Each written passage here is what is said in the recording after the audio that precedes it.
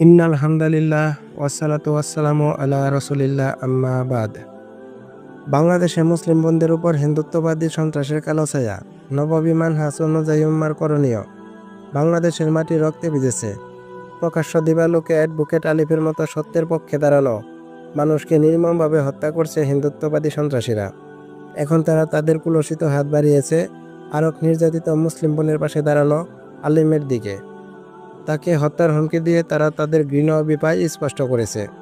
সামাজিক মাধ্যমে ছড়িয়ে পড়েছে ধর্ষণের খবর, আর্তনাদের কান্না আর অসহায় বোনদের ক্রন্দন। এ যেন এক ঘোষিত যুদ্ধ। আমাদের মুসলিম বোনদের ইজ্জত লুণ্ঠনের নোংরা খেলায় মেতে উঠেছে হিন্দুত্ববাদী নরপিশাচরা। রাস্তা থেকে ঘর থেকে তুলে নিয়ে আমাদের বোনদের দিনের পর দিন দর্শন করছে এই হিংস্র হায়েনারা।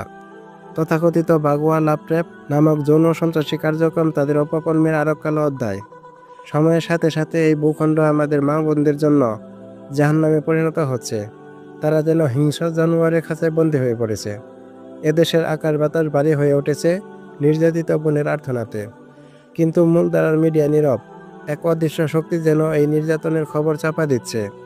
দর্শকরা চিহ্নিত হলেও তাদের পিছনে থাকা অপশক্তি তাদের নিরাপদ পথ করে দিচ্ছে, যা তাদের এই ঘৃণ্য কাজে আরও উৎসাহ যোগাচ্ছে।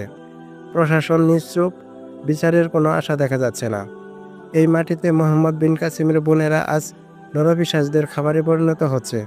অথচ মোহাম্মদ বিন কাসিম এক বোনের আর্তনাদের ডাকে এই হিন্দুস্তানে ছুটে এসেছিলেন।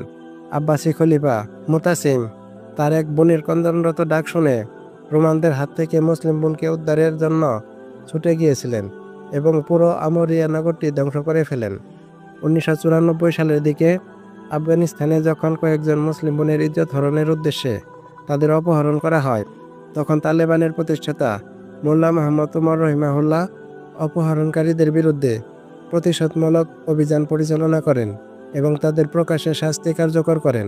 পরবর্তীতে মোল্লা মোহাম্মদ উমর রহিমাহুল্লাহ তার সাথীদের নিয়ে নারীদের ইজ্জত হেফাজতের জন্য শরিয়ার আলোকে কার্যকর স্টেপ নেন, যাতে নারীরা নিরাপত্তা পেয়েছিলেন। কিন্তু আজ আমাদের ইমান, আমাদের দায়িত্ববোধ, আমাদের বোনদের ডাক কি আমাদের হৃদয়ে পৌঁছাচ্ছে না? হে উম্মা, এই হিন্দুত্ববাদী শক্তির ছত্রছায়ায় পরিচালিত সেকুলার শাসন ব্যবস্থা আমাদের বোনদের নিরাপত্তা দিবে না। এই ব্যবস্থায় আমাদের মা বোন, আমাদের উত্তরসূরিদের জন্য কোনো নিরাপদ ভবিষ্যৎ নেই। হিন্দু কর্তৃক ছাড়াও মুসলিম বোনেরা দূষিত হচ্ছে। এই সেকুলার শাসন ব্যবস্থায় তাদের কোনো নিরাপত্তা নেই, যেন তারা অবলা প্রাণীতে পরিণত হয়েছে। তাদের উপর হওয়া নির্যাতনের সুবিচার পাচ্ছে না, যার ফলে এই নরপিশাচ দর্শকেরা এই অপকর্ম করতে উৎসাহ পাচ্ছে। দর্শক যেই হোক, একমাত্র শরিয়ার আলোকে শাস্তি হলেই এই অপরাধ হ্রাস পাবে।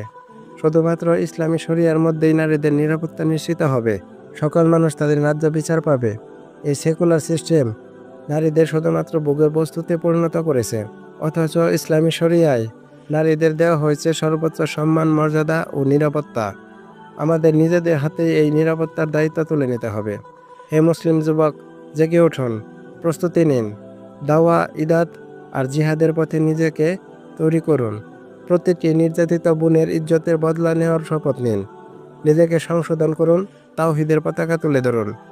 আর নববিমান হাজে আল্লাহর জমিনে ন্যায় ও ইনসাফের সমাজ গড়ার কুরবানির শপথ নিন। এই নির্যাতনের বিরুদ্ধে নীরব থাকা মানে আমাদের নিজেদের ইমানের পরাজয়। আরেকটি দিন নীরব থাকা মানে আরেকটি বোনের ইজ্জত লুণ্ঠিত হওয়া। আমরা আর চুপ থাকবো না। আমরা উঠে দাঁড়াবো, লড়াই করব, আর আমাদের বোনদের নিরাপত্তা নিশ্চিত করব ইনশাল্লাহ।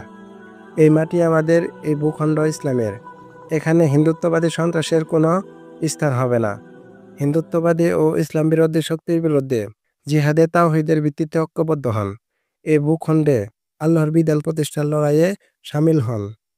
প্রিয় বন্ধুরা, ভিডিওটা বেশি বেশি শেয়ার করে অন্য দিনী ভাইদেরকে দেখার সুযোগ করে দিন।